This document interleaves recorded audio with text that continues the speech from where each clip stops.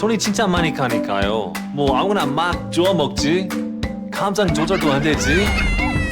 뒤를 따라서 우리를 몰려가지. No, no, no, no, no. It's really hard. 해외 시장이 어려운 주린이가 걱정되신다면 대한민국 주린이 집 이베스트 투자증권.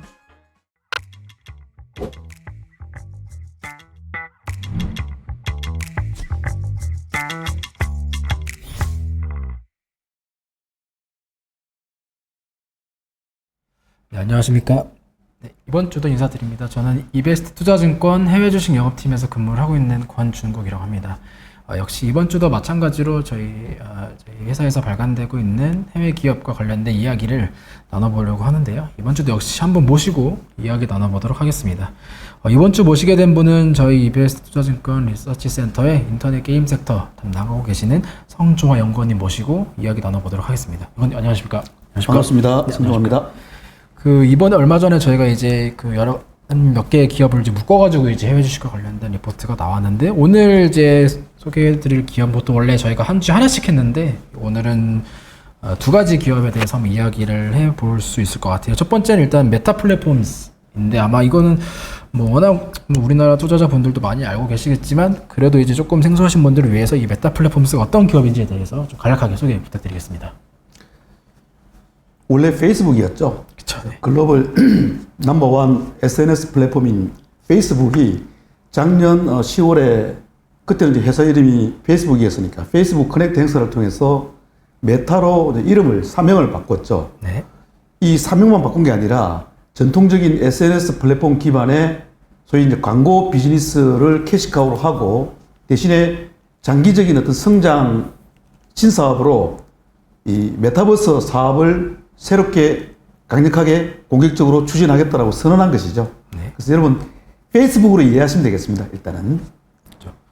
또 사실 이제 원래 이렇게 기업 이름이 이제 페이스북이었지만, 이제 최근에 이제 작년에 이제 메타 플랫폼스라는 이름으로 바뀌면서 이제 많은 분들의 관심 한 번 더 주목받긴 했지만, 기업과 관련된 내용 보게 되면 사실 좀 부정적인 내용들이 좀 주를 이루었던 것 같아요. 특히 이제 워낙 우리나라에서도 많이 갖고 계신 분들도 많으시고 하다 보니까 좀 마음고생 하시는 분들이 좀 많으신 것 같은데, 일단 3분기 실적이 나온 지 좀 됐지만 어떤 내용들이 있었는지 한 번씩 좀 소개를 해주시면 좋을 것 같습니다. 우선 그 자료의 58페이지를 보시면 좀 밑에 그림 93을 보실까요? 이게 이제 이 개별적인 종목으로서는 이게 뭐 그림이 처음 시작되지만은 이 전체 그 다양한 종목들을 하나로 집계한 플리포트의 한 부분이다 보니까 제 종목 중에서는 이 그림 93으로 시작됩니다. 메타 주가가 여러분 보시다시피 딱 느낌이 오시죠? 코로나19 오기 전에도 좀 점진적으로 상승하다가 변동성을 좀 보이다가 코로나19 이후에 상당히 폭등을 했다가 작년 말 특히 올해 들어와서는 코로나19 왔을 때 그 출발점보다 더 밑으로까지 거의 수직적으로 급전직하한 모습을 볼 수가 있을 것입니다. 그래서 요 주가 차트만 보더라도 올해 들어와서의 약 1년간에, 그리고 최근에 동사의 어떤 시츄에이션이 어떠한지를 한눈에 딱 알 수 있겠죠. 방금 사회자께서 전체적인 부정적인 어떤 분위기인 것 같다라는 것을 이 차트가 다 말해주고 있겠죠. 네. 그래서 올해 이 주식을 투자한 분들은 상당히 좀 가슴 아픈 한 해였겠죠. 그 위를 보시면 그 표 14와 표 14를 보세요. 사실 저희가 이제 해외 주식을 하지만 아직까지 우리가 뭐 직접 탐방을 하고 직접 추정을 하고 직접 우리들의 주도하에 공식적으로 커버리지를 하는 정도는 아니고, 미국에서 실적 발표하면 미국의 애널리스트들의 어떤 평가라든지 주가 동향이라든지 그리고 세부적인 사업 디테일을 가지고 어떤 시츄에이션을 전달하는 정도입니다. 그래서 표 14를 보시면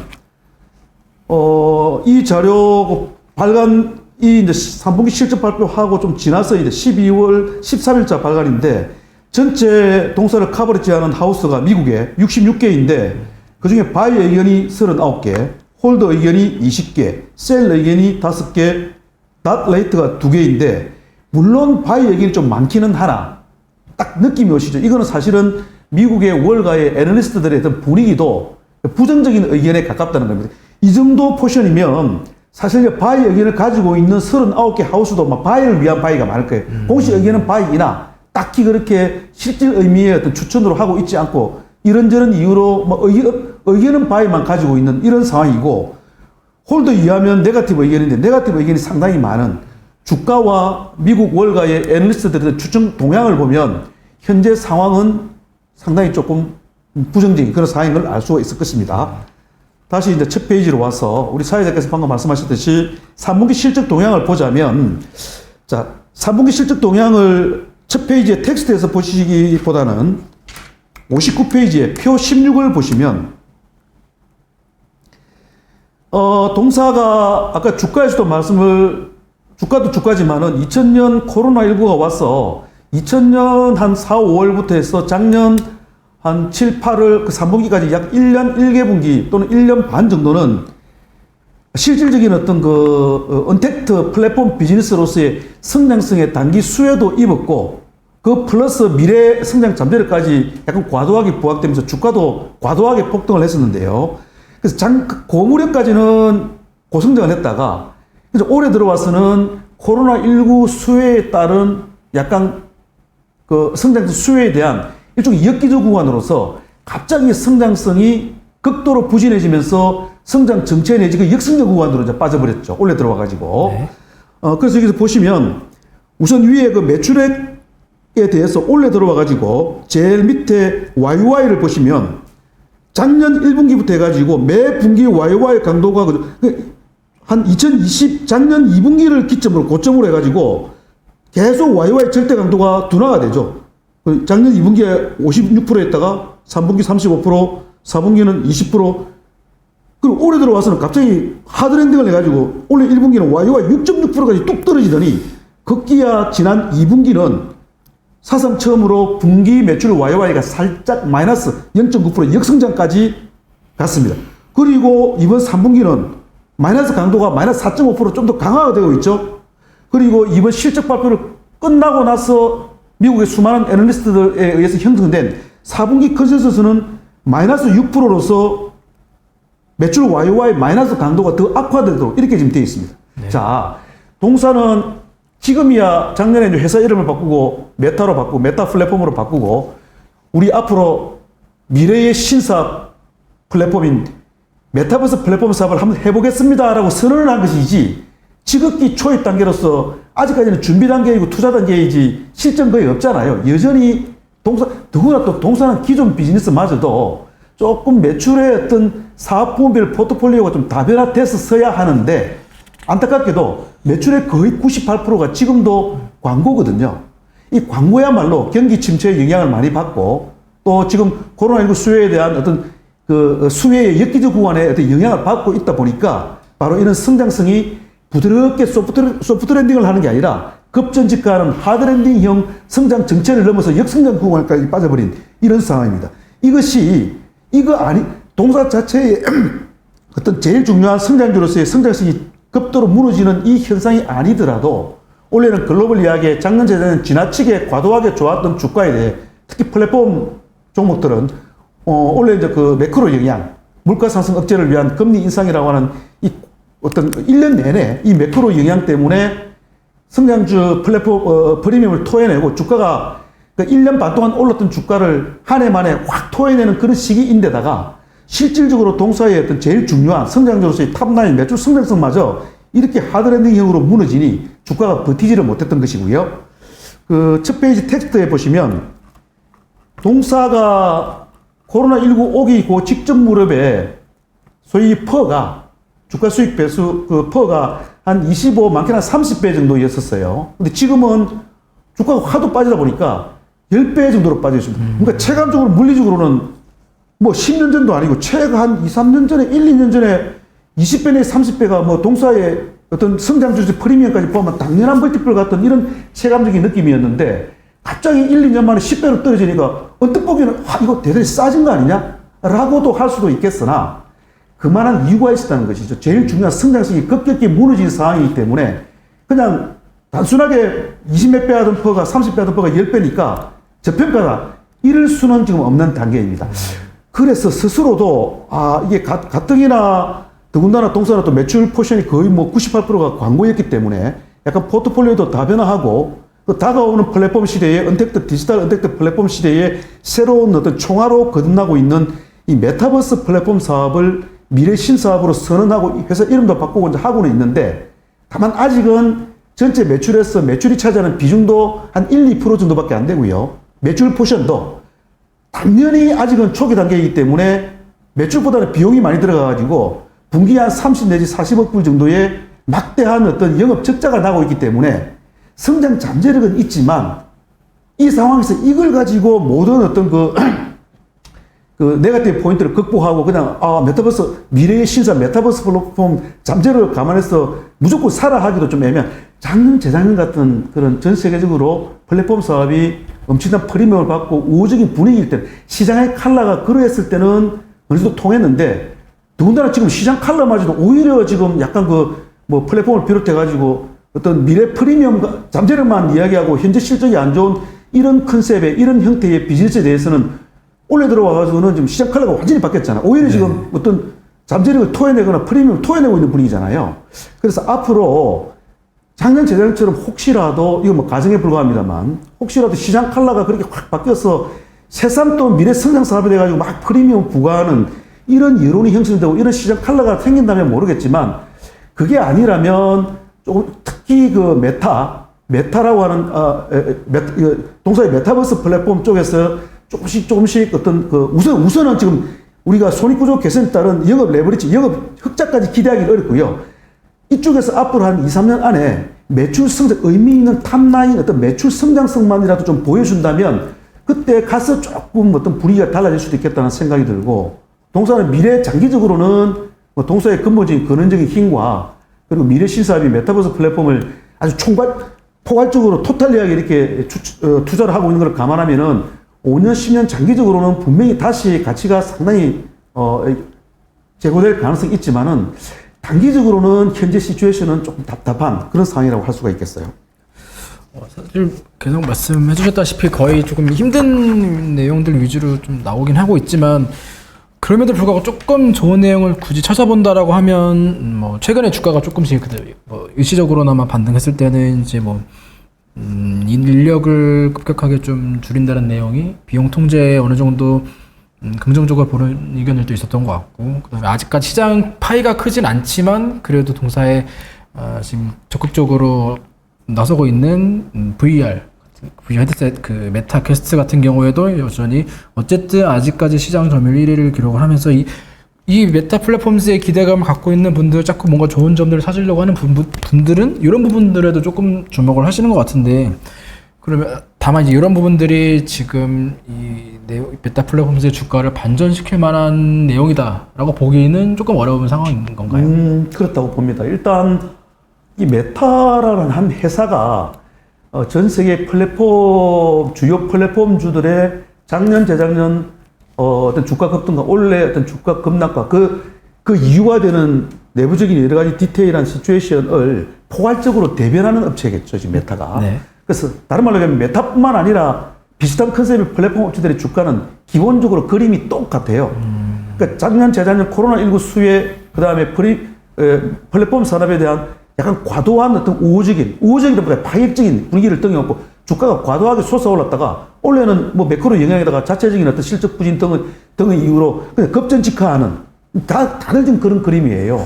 마찬가지로 그리고 또 오히려 한국의 네이버나 카카오 같은 이런 플랫폼은 주요한 어떤 뭐 커머스 플랫폼이라든지 컨텐츠 플랫폼이라든지 또 핀테크 플랫폼이라든지 모빌리티 플랫폼 오히려 이들은 지금 1, 2년 만에 갑자기 좀 안 하던 사업을 하는 게 아니라 몇 년째 어떤 손익 악화를 각오하고 수년째 지금 쭉 서비스를 해서 사업을 해서 그 안에 1차 트래픽, 2차 거래액, 3차 매출액까지 1, 2, 3단계를 상당히 디벨로핑을 했고요. 손익도 거의 BEP 근처까지 왔거나 일부는 BEP를 돌파했거나 나름 이렇게 어떤 시그널을 보여주고 있다면 오히려 전 세계 플랫폼의 대명사라고 하는 메타는 안 하던 사업을 작년부터 이제 하겠다라고 열심히 해볼게요라고 선언해가지고 지금은 뭐 매출의 1, 2%도 안 되는 포션에다가 엄청난 영업 적자를 나고 있는 오히려 지금 단계가 SNS 플랫폼 사업은 전 세계의 어떤 선각자, 선구자로서 리딩을 했다면 오히려 미래 신사업이 메타버스는 약간 후발이죠. 어떻게 보면. 네. 지금 시작하는 겁니다. 그렇지만 메타라고 하는 기본 회사의 어떤 자금력이라든지 또 기존 캐시카우로서의 막대한 수익이라든지 또는 이 회사의 어떤 인적 파워라든지 감안하면은 이 메타버스 플랫폼 사업을 장기적으로 잘 해나갈 것이라는 믿음은 있고요. 그 성종화 애널리스트가 믿음이 있다는 게 아니라 전 세계적으로 수많은 메타를 아는 사람들은 그마저도 근본적으로 부정하지는 않을 것 같습니다. 다만 그건 상당히 좀 긴 시간이 아닐까. 작년 재작년처럼 시장의 칼라도 그 부분을 아주 우호적으로 지금 숫자는 안 좋지만 어떤 미래 계획과 잠재력만 가지고도 막 그냥 수급이 몰리는 그런 시기는 지금 시장 칼라가 아니지 않습니까? 그죠? 그래서 미래 잠재력은 있으나 단기적으로 갑자기 획기적으로 변할 상황은 아닌, 그리고 기존 비즈니스는 구조적으로 성장 정체 내지 성장 부진의 늪에 갇혀 있는 그런 좀 답답한 상황이다라는 것이고요. 그리고 말씀하셨듯이 그리했기 때문에 이번 3분기 실적 발표 끝나고 뭐 전체 인력의 13%에 달하는 11,000명을 해고를 하겠다고 발표하고 또 채용 동결 조치도 내년 1분기까지 연장하겠다고 했는데 참 이것은 어떻게 보면 참 이건 가슴 아픈 이야기인데요. 이거는 주주들이나 투자가들한테는 어떤 손익의 개선 차원에서는 기본적으로는 긍정적 포인트이긴 하나 또 그 회사의 직원들의 여러 상황이라든지 이 부분은 그만큼 회사 자체가 어떤 답답한 상황을 대면하는 것이죠. 당연히 이제 이 이야기가 선언됐을 고무렵에는 주가가 좀 반짝했습니다만 또 한편으로는 여러분 전 세계 모든 플랫폼 업체가 올해 1월 1차 조정, 4월 2차 조정, 6월 3차 조정, 그다음 8월 둘째 주부터 그 3분기 프리뷰 타이밍이 10월 한 중순까지 4차 조정을 거쳤다가 전 세계 거의 모든 종목들이 특히 플랫폼 종목들이 10월 한 그 둘째 주, 셋째 주부터 11월 3분기 어닝 시즌까지는 대득게 바운스인지 뭔지는 모르겠지만 또 상당히 반등을 했잖아요. 네. 그 무렵에 가만히 두어도 괜히 반등할 그 타이밍에 또 인력 구조 조정까지 한다고 하니 잠깐 반등을 했지만 최근 주가는 또 치고 가고 있지는 못한 그 답답한 상황을 최근에 주가 동향도 왔다 갔다 변동수만 보여주고 있는 그런 상황입니다. 메타는 이것으로 마무리해야 되지 않을까요? 시간 관계상. 네, 메타는 오늘 말씀해주신 내용으로도 아마 최근에 줄을 잃었던 내용들은 충분히 정리가 된 것 같아서 메타 플랫폼스는 여기까지 이야기하는 걸로 하고요. 두 번째로 말씀드릴 기업도 한때 정말 핫했던 그런 종목이었는데 마찬가지로 조금 최근에 분위기는 그렇게 좋다고 보기는 어려운 종목 중에 한 가지인 것 같은데 로블록스에 대해서 또 이야기를 나눠보도록 하겠습니다. 이 로블록스도 이 기업은 특히나 더 아마 아시는 분들만 아시고 아마 모르시는 분들이 조금 더 많으실 것 같은데 이 기업이 어떤 기업인지에 대해서 좀 간략하게 좀 소개 부탁드리겠습니다. 메타가 이제 얼마 전까지 작년까지만 하더라도 페이스북이었죠. 메타는 글로벌 넘버원 SNS 플랫폼 사업자로서 광고 쪽에서만 거의 98% 매출을 일으키다가 작년 10월에 그 지금 매년 10월 달마다 행사를 하는데 지금은 회사가 이름이 바뀌었으니까 메타 커넥트고요. 작년까지는 페이스북 커넥트라고 하는 그 행사에서 회사 이름 바꾸고 메타버스 플랫폼 사업을 앞으로 우리의 신사업으로서 열심히 추진해 보겠어요라고 한 회사라면 로블록스는 게임 메타버스 플랫폼 사업자예요. 좀 더 구체적인 내용은 제가 설명 안 해도 지금쯤에 아마 로블록스는 웬만한 해외 주식 투자가들, 특히 이쪽 계통에 관심 있는 투자가라면 다 아실 테니까 게임 메타버스 플랫폼 사업자 정도로만 제가 소개를 드리고요. 마찬가지로 65페이지를 한번 보시면 좀 비슷합니다. 다만 여러분 코로나19가 와가지고 대한민국의 어떤 그 플랫폼 종합 선물 세트라고 하는 네이버 카카오가 2020년 그 한 4, 5월부터 1년 한 반 동안 주가가 과도할 정도로 올랐다가 작년 7월 정도가 이제 약간 피크 증세를 보이다가 10월까지 조금 오르네 마네 하다가 10월 달에 그 카카오 모빌리티 어떤 플랫폼 규제 이야기 나오면서 빰 맞고 싶은데 빰을 때려주고 그때 한 30% 쭉 빠지고 올해 들어와가지고는 소위 말해 매크로 영향이 짓눌려가지고 1년 내내 이제 빠지고 있잖아요. 그런데 대한민국 대표 게임 업체인 NC소프트 주가는 전혀 패턴이 다르죠. 네이버 카카오가 플랫폼의 어떤 파격적인 분위기로 우호적인 분위기로 주가가 막 날아갈 동안에도 NC는 끝없이 소외를 받았었죠. 그죠? 지금 우리 그 로블록스 주가를 딱 보시면 정작 2021년 뭐 이때까지는 주가가 크게 오른 게 없다가 즉 아까 메타는 그 시기에 많이 올랐고요. 없다가 오히려 작년 하반기에 바짝 올랐잖아요. 여러분 기억하십니까? 작년 특히 작년 7, 8월 이후에 10, 11월 달은 전 세계적으로 특히 게임 업종 쪽에서 P2E와 P2E로 NFT 기반의 P2E와 이 NFT가 하나의 불쏘시개가 돼가지고 전국적으로 메타버스 플랫폼도 성장할 거라고 하면서 그 당시에 우스갯 이야기로 P2E의 P와 메타버스에 몇 자만 들어가는 종목 열심히 해보겠습니다라고 그죠? 회사 희망사항만 잘 포장해도 막 주가 날아갔잖아요. 그렇죠. 그 무렵에 로블록스 전 세계의 게임 메타버스 플랫폼 사업자인 로블록스는 그 이슈의 어떤 중앙에 있었죠. 딱 보시면 오히려 2021년 9월까지도 별 볼일 없던 주가가 작년 말에 바짝 오릅니다. 그러다가 이제 올해 들어와가지고 똑같은 이슈, 매크로 영향에 따라 쭉 빠지고 최근까지도 주가가 좀 흐물흐물한 상황입니다. 위에 표 18을 보실까요? 마찬가지입니다. 지금 한 34개 업체 정도가 커버하고 있는데 바이 의견이 15개, 홀더가 바이 의견이나 뭐 비스무리한 11개, 셀이 5개. 아, 그래도 바이 의견이 많네? 이게 아니죠. 원래 진정으로 그 회사의 시장에 어떤 실질 바이 의견이 모이려면 막 거의 95% 이상 일부 한두 개 빼고는 전부 다 바이 의견이고 이어야 되죠.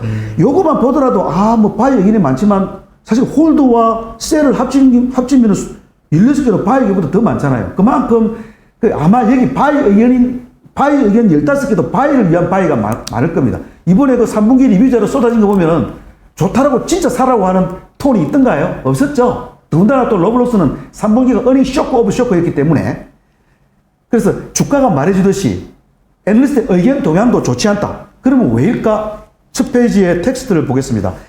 비슷한 논리인데 약간의 디테일은 메타와는 좀 달라요. 메타는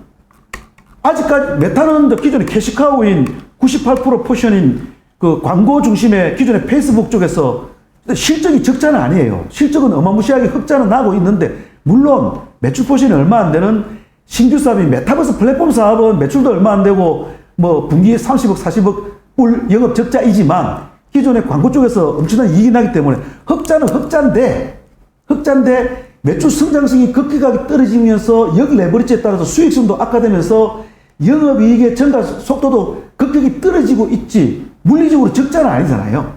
그런데 제일 중요한 탑라인이 하드랜딩형으로 성장이 확 무너져가지고 지금은 저성장도 아니고 거의 뭐 한 2개 분기 연속 역성장이잖아요. YOY 따지면.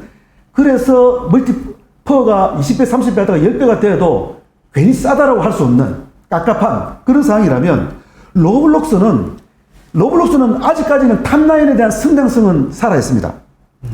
그 메타가 성장성이 거의 뭐 역성장에 가까울 정도로 뚝 떨어졌다면 동사는 기본적인 어떤 성장성은 탑라인, 기본적인 트래픽도 그렇고 매출도 그렇고 살아있는데 다만 초기 단계에서의 엄청난 성장성은 트래픽과 매출 규모가 쌓이면서 성장 간도는 떨어지고 있지만 떨어지다 못해서 역성장까지 거의 성장이 제로이거나 역성장까지 간 건 아니고 여전히 한 20%대 정도 기본적인 고성장을 하고 있지만 과거에 막 60%, 70%, 100% 성장하던 게 많이 노멀라이즈 돼가지고 왜냐면 매출 덩치가 커지면서 고성장이긴 하나 성장의 간도는 좀 노멀라이즈 되고 있는 이런 가운데 아직까지도 손익구조가 레버리지를 내면서 그 흑자 전환을 못하고 막대한 규모의 영업 적자를 내고 있는 이런 단계이고요. 그래서 66페이지에 표 19를 보시면 표 19의 매출 YOY를 보시면 과거의 어마무시한 어떤 성장성에서 YOY 성장성에서 이거는 나쁜 게 아니고요. 원래 없던 매출이 1에서 2만 돼도 100%잖아요. 근데 3, 4, 5 되면은 매 분기 성장 강도가 노멀라이즈 되는 것은 지극히 당연한 패턴입니다. 그러한 패턴으로 노멀라이즈는 되고 있지만 그래도 지난 2분기까지는 매출 YOY가 한 30%. 다만 이번 3분기 들어와서는 매출 YOY마저도 상당히 좀 뚝 떨어지긴 했습니다. 근데 많은 애널리스트들이 4분기에는 다시 한 10% 정도 회복한다고 보고 있고요. 대체로 플러스 성장성 정도는 하고 있지만 그 성장마저도 아주 고성장해서 많이 노멀라이즈가 된 위로 영업이익을 보시면 매 분기 가면 갈수록 영업 적자가 계속 확대되다가 이번 3분기 마이너스 300억 불은 분기 사상 네거티브 히스토리컬 하이에요. 즉 분기 영업 적자 규모가 사상 최대예요. 그런데 이번 실적 발표가 끝나고 형성된 미국 애널리스트들의 컨센서스는 4분기에는 마이너스 328억 불로서 오히려 더 악화되는 걸로. 내년에는 조금 개선은 되는 걸로. 이 뭐 애널들 추정이니까 뭐 걔들도 맨날 틀려가지고요.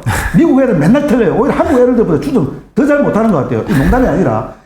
가봐야 또 뭐 더 틀릴지는 모르겠지만 어쨌든 미국 애널들이 내년에는 그나마 원래 3분기, 4분기보다는 조금 개선되는 걸로 보고 있지만 물리적으로 매 분기 뭐 200억 불, 200억 불, 200억 불, 300억 불 계속 적자를 보고 있잖아요. 즉 로블록스는 요약하면 메타와 다르게 메타는 흑자는 살아있지만 성장성이 거의 역성장으로 갔다면 로블록스는 성장성, 과거 폭발적인 성장에서 성장성이 노멀라이즈 돼가지고 조금 성장성이 살아는 있지만 많이 악화된 가운데 여전히 지금 영업 적자가 극복이 안 되고 있는 그런 상황이다. 그래서 동사도 게임 메타버스 플랫폼 사업으로서의 꼭 게임이 아니라 그 플랫폼 안에서의 앞으로 이제 NFT가 활성화되고 이러면은 가면 갈수록 계속 어떤 고성장이 살아있으면서 어느 순간에는 영업 손익구조가 레버리지가 나서 영업이 또 플러스가 되면서 이익과 탑라인이 같이 성장해 가면서 지금은 단순한 프리미엄 가지고 주가가 형성되는 것을 장기적으로는 정당화하면서 가치가 상승할 수 있는 가능성이 있다라고들 그 잠재력에 대해서는 많은 분들이 인정을 하고 있지만 시장의 색깔까지 바뀐 이 상황에서 영업 적자 규모가 너무나 커서 상황 자체는 만만치 않은 그런 상황이고 그 부분을 주가가 이야기해주고 있고 주가 차트가 그리고 참다 못해 미국 애널들도 거의 부정적으로 평가하고 있는 시츄에이션이다 이렇게 이해를 하시면 되고요.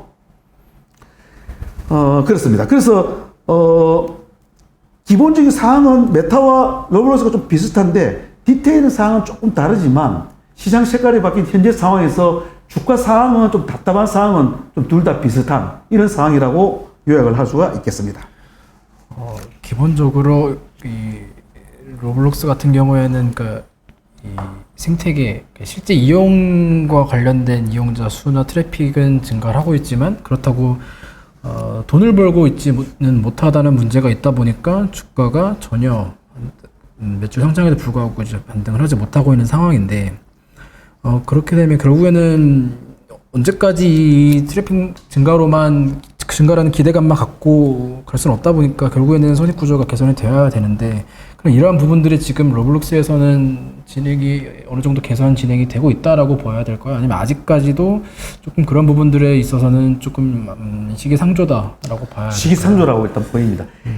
만약에 메타는 기존 광고 98%에 달하는 광고 중심의 기존 페이스북, SNS 플랫폼 쪽에서 지금까지 구조적으로 성장성이 계속 악화되는데 갑자기 4분기 또는 내년 1분기에 느닷없이 갑자기 성장성이 회춘하면서 갑자기 또 고성장으로 달려가는 것은 어려울 거예요. 그러면 메타는 오히려 죽으나 사나 일단 메타버스 플랫폼 사업을 신사업으로 천명하고 막대한 적자를 각오하고 거기다 돈을 쏟아붓고 있기 때문에 반대로 얘기하면 또 그들의 메타버스 플랫폼 사업이 느닷없이 단기에 갑자기 내년 한 2, 3분기에 갑자기 손익구조가 개선돼가지고 흑자나고 이러진 않을 거 아니에요. 네. 안 되는 건 어차피 안 되는 거고, 단기적으로. 우리가 어떤 의미 있는 시그널로 봐야 될 부분은 메타는 어쨌든 그들의 신사업인 메타버스 플랫폼 사업에서 어떤 탑라인, 트래픽이라든지 또 거래액이라든지 매출액, 이 탑라인 쪽에 오히려 하다못해 적자는 한동안 더 악화되더라도 탑라인 쪽에서 조금 매출 비중이 늘어나면서 고성장 해가는 어떤 그런 시그널을 보여준다면 주식은 생물이기 때문에 주식시장에서는 오히려 그로 인해서 손익은 더 악화된다 하더라도 그 탑라인에서의 어떤 성장성은 약간 차트를 위로 이렇게 보여주는 시그널이 있다면 그것을 주식시장에서는 어떤 의미 있는 지표로 받아들일 소지는 있어 보이고요. 반대로 로블록스는 지금 초기에 탑라인이 고성장을 하다가 여전히 성장성 살아있으나 지금 노멀라이즈 되다 못해 아까 우리가 차트를 봤지만은 그 66페이지에 표 19를 봤습니다만은 지금 YY 자체가 지금 상당히 지금 특히 올해 3분기 들어와서 이게 갑자기 지금 약간 하드랜딩형으로 얘도 그냥 저 메타처럼 그 역성장까지는 아니지만 좀 이게 둔화되는 모습을 좀 보여주고 있잖아요. 근데 이게 갑자기 갑자기 턴을 할지 글쎄요. 다만 NFT 쪽이 조금 성장성이 빨라지고 이러면은 내년 후내년 정도에는 로블록스는 고성장에서 성장성이 노멀라이즈 되다가 성장성이 재강화되는 모습을 보여줄 수 있다라고도 보이고 그런 쪽에서 오히려 조금 시그널을 좀 보일지를 봐야 되고 대신에 1, 2년 안에 단기에 손익구조가 획기적으로 개선돼서 갑자기 흑자 전환하고 이거는 이쪽에서 뭔가 포인트를 기대하기는 타이트해 보입니다. 오히려 보통 이례적인 현상인데요. 어떤 그 성장성이라는 게 어떤 사업의 사이클상 성장성이라는 게 초기에 없던 매출이 만들어질 때 고성장하다가 어느 정도 노멀라이즈 돼 가다가 갑자기 성장성이 다른 사업이 붙으면 몰라도 그 사업이 갑자기 성장성이 재강화되는 것은 일반적인 상황은 아닌데 동사는 지금 우리 이 게임 메타버스 플랫폼에 엮여 있는 NFT 사업의 어떤 시장 성장성하고 맞물려 있기 때문에 조금 노멀라이즈 되는 듯 하다가 그쪽에서 엮이면서 오히려 성장성이 재강화될 소지는 있지 않겠나 싶기는 합니다. 그런 부분들이 시그널을 좀 확인해 볼 필요는 있다. 단기적으로, 중기적으로. 그러나 양사 모두 다 시장 색깔이 갑자기 바뀌지 않는 한 단기적으로 지금 어떤 수급을 돌린다거나 분위기를 바꾸기에는 지금 당장의 시주에서는 좀 답답한 상황인 것은 사실인 것 같습니다. 이게 뭐 꼭 제가 느끼는 느낌이 아니라 주가가 말해주듯이 그 전체적인 어떤 그 미국 현지의 어떤 투자가들이나 애널리스트도 비슷하게 느끼는 그런 뭐 그들의 어떤 코멘트나 이런 어떤 톤을 보면 그런 것 같고요. 그리고 어쨌든 크게 보면은 플랫폼 업체들이 매크로 영향에 많이 개별적인 업체들의 뭐 매출이다 또는 영업이다 실적도 실적이지만 더 큰 그림에서는 매크로 영향에 많이 또 짓눌려 왔기 때문에 지금 매크로 영향은 보통 1단계, 2단계로 1단계는 물가 상승 억제를 위한 금리 인상 요 화두만 가지고 1년 내내 전 세계 플랫폼 업체들이 작년, 재작년 달렸다가 올해는 상당히 많이 빠져 있고요. 근데 지금 그 10월 이후에 약간 반등하는 것은 요 부분에서 뭐 금리 인상은 좀 더 있겠지만은 그 영향은 어느 정도 피크아웃 하지 않겠나라는 그 다음에 뭐 CPI도 7%대 떨어지고 또 미국 장도 좋고 하면서 지금 한 2달 정도 어떤 그 플랫폼 업체들이 1년 내내 빠지다가 조금 제법 의미있게 반등을 했고 반등을 했다가 요 근래에 12월 한 중하순부터는 좀 변동성을 보이고 있고요. 그리고 이제 앞으로 2단계는 거기다가 이제 경기 침체로 가는, 물론 경기 침체로 가겠죠. 근데 그 경기 침체로 간다 하더라도 우리가 내성에, 어느 정도 내성이 가지고 있기 때문에 시장이 어느 정도 각오하고 감내하는 정도 수준에서 뭐 연착륙 또는 연착륙까지는 아니더라도 우리가 감내할 정도의 어떤 그 침체 국면 정도면은 적어도 주식 시장에서는 뭐 주식이 시장물이니까 우리 다 각오하고 있으니까 1년 내내 빠졌으니까 더 이상 추가 충격을 안 받을 수도 있는 거고 혹시라도 뭐 갑자기 뭐 좀 강하게 경착륙 형태로 경기 빠져버리면 2차 영향이 있을 수도 있는데 그 지금은 제가 디테일하게는 이런저런 시츄에이션을 말씀드렸지만은 플랫폼주들 주가가 한동안은 오히려 매크로 어떤 환경 변화에 대해서 어떻게 변화하고 또 시장 참가자들이 그걸 어떻게 해석하고 어떻게 받아들이고 여론이 어떻게 변하고 이런 부분들이 오히려 플랫폼주들의 단기 주가 향방에는 조금 더 영향력이 있을 거예요. 쉽게 말하면 실적이 안 좋고 아무리 안 좋아도 그죠. 하도 물리적으로 많이 빠져가지고 물리적이 좀 약간 저점 구간이라면 그냥 옆에서 1분기 실적이 여전히 뭐 엄청 안 좋게 뻔히 보이더라도 매크로 영향에서 조금 자유로워진다 이런 분위기로만 간다면은 또 주가는 좀 반등할 수도 있거든요. 아주 단기적으로는 오히려 매크로 영향을 좀 봐야 될 부분도 있지 않겠나 이렇게 생각을 합니다. 네. 오히려 지금 단기적으로는 기업들의 급격한 이익 개선보다는 매크로 환경에 대한 기대감이 오히려 더 기대가 되지 않을까 싶을 정도로 지금 좀 쉽지 않은 그런 상황들을 보여주고 있는 두 기업에 대해서 오늘 이야기를 나눠본 것 같습니다. 그러니까 기본적으로 항상 저희 이리온 구독자분 거의 국내 주식, 국내 기업 위주로 이야기를 많이 들어보셔서 아마 이 해외 주식과 관련된 특히 메타 플랫폼사, 로블록스와 관련된 이야기는 사실 많이 조금 들어보시기 어려우셨을 것 같은데 오늘 나왔던 이야기들 뭐 관련된 기업과 그 다음에 그 기타 환경까지 해가지고 전망이나 이런 여건들까지 이야기가 전반적으로 나온 것 같은데 이 관련된 내용들 투자하시는데 참고하셔가지고 도움이 되셨으면 좋겠고요. 오늘 이야기 같이 나눠본 분은 저희 이베스트 투자증권 리서치 센터의 인터넷 게임 섹터 담당하고 계시는 성조아 연구원님이셨습니다. 감사합니다.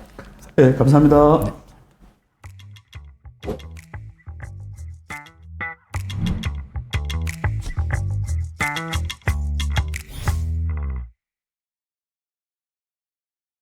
친구들은 아무거나 막 주워 먹지? 파란불 빨간불에 흥분하지? 친구들 따라서 우르르 몰려다니지? 시장이 어려운 주린이가 걱정되신다면 대한민국 주린이 집 이베스트 투자증권